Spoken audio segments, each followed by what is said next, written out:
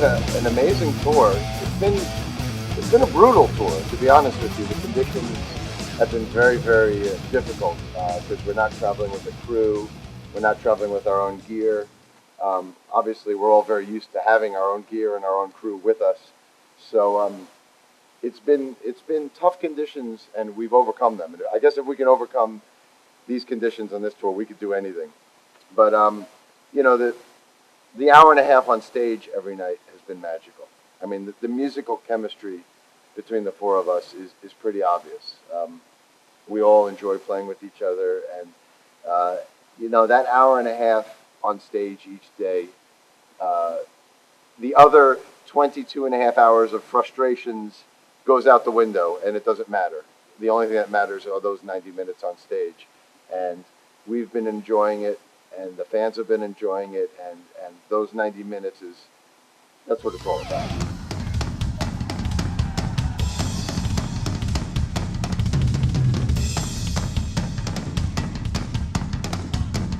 It's been tough. In one respect, the traveling has been real tough. Traveling, you know, is really, that's always the worst thing about every tour, always. Getting up on stage and playing is great, but after you leave or to get to the next stage is always a big pain in the neck. So we may do it again. If we do, we're going to do it in Europe, like with a tour bus, and do it properly. With this time we flew in, everything, and flying is just hell. Airlines are just so evil and terrible and horrible. I hate them.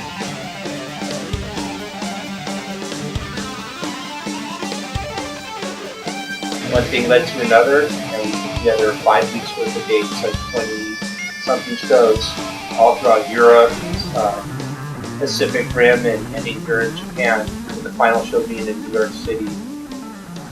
And it's been a great tour. I mean, we've had some really good shows. It's been a little tough for us traveling-wise because we're flying everywhere a lot of times on the days of the shows, but overall, it's been worth it because of the crowd reaction and just seeing the potential of what this could be, you know. Oh, we had a riot. Every day was some new catastrophe, and after a while you had to laugh at it because you can't keep pushing against it after a while. There's nothing you can do about it. But we got to some places where they just said everything was wrong, and the gear was set up wrong, and it was the wrong gear and the wrong time. Italy was kind of a catastrophe. I had a gig in Rome, and it was a terrible gig for me. My amp was right here, and I was like right up against it, and the drums were here, and the audience was here. So every time I moved, cameras and autograph pencil shit would be stuck in my face. And every time I turned this way, the bass would feed back, and I just tried to get through the night just by standing there. But sometimes adverse conditions like that, they build character. And here comes right on right of you now. I am Please sorry. meet. So See now you know it's real. It's real. I gotta say, this has been one of the craziest tours that I've been a part of ever. I could look at the itinerary, and every one of the shows, starting from Poland all the way down to here in Japan, every one of those shows has a story.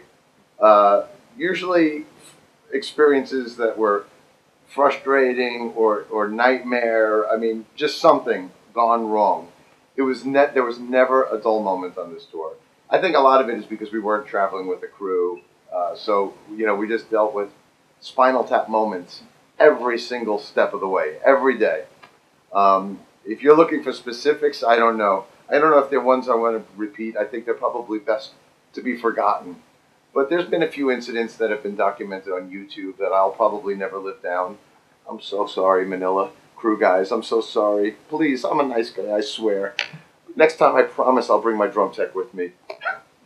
But there were incidents literally every day. And unfortunately, now in this day and age, they're all captured by the fans and put on YouTube. So we'll never be able to forget them or live them down.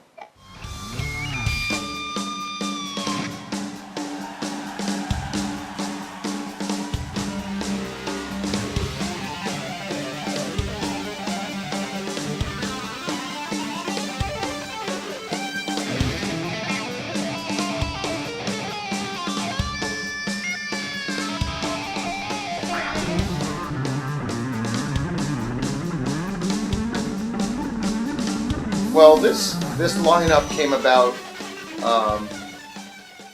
beginning of 2012, I got asked to do some drum shows, and the people putting on those drum shows asked me to put together whatever band I wanted, any dream band.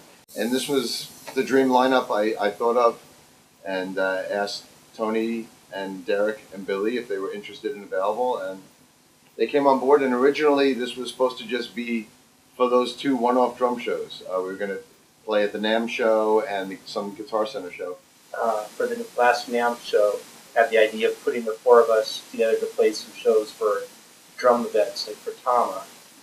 And we played those 2 shows, and the audience just went crazy, and it was just an obvious chemistry between the 4 of us.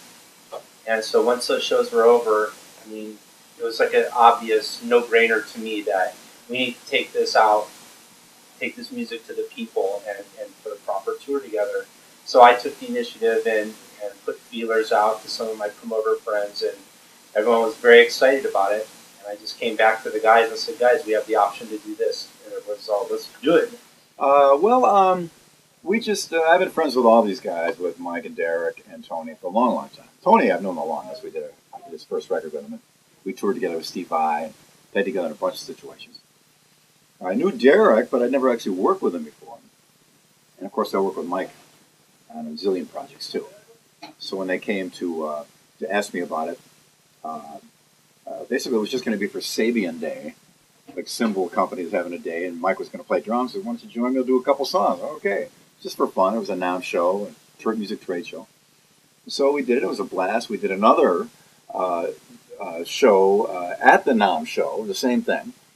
And so Derek had the bright idea, and he said, "Oh, how about if I call some promoters like in Europe and see if somebody wants to book this?" And I go, "Well, we figured, probably not, but go ahead." And so it turns out they were really excited and interested, and they wanted us to come. So I said, "Sure, let's do some more shows." So we basically, in my mind, it's just playing with some old friends. Well, I thought it was a pretty cool idea because, we've all worked together in different bands, and indirectly we've all been friends, with each other. And so I thought it was a pretty interesting chemistry. My very first record I ever did, I Took Insanity, had Billy Sheehan on it, Steve Smith. And it just seemed like a natural progression to I've worked with so many great drummers from my very first record to every record I've ever done, And playing with Mike is a continuation of that. And there's a lot of great energy in this band. And it's been one heck of a run, a tiring run, but, we got there, and here we are today.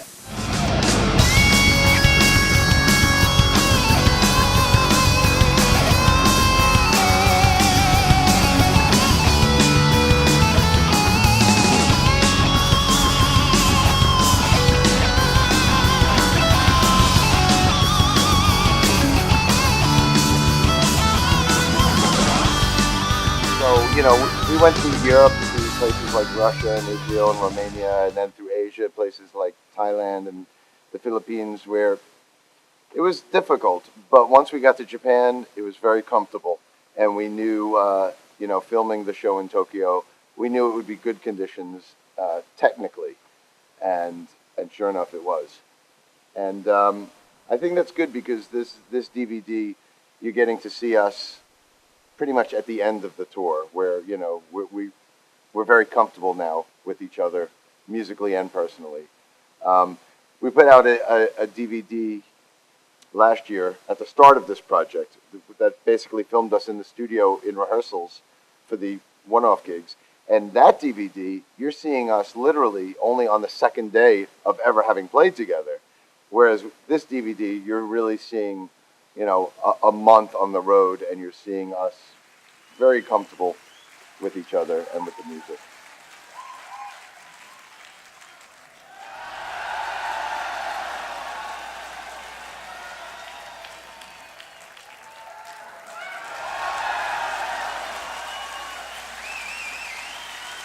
Here we are.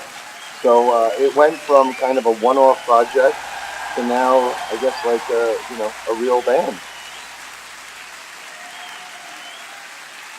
Tokyo, you guys were awesome. Thank you. See you again soon. Thank you.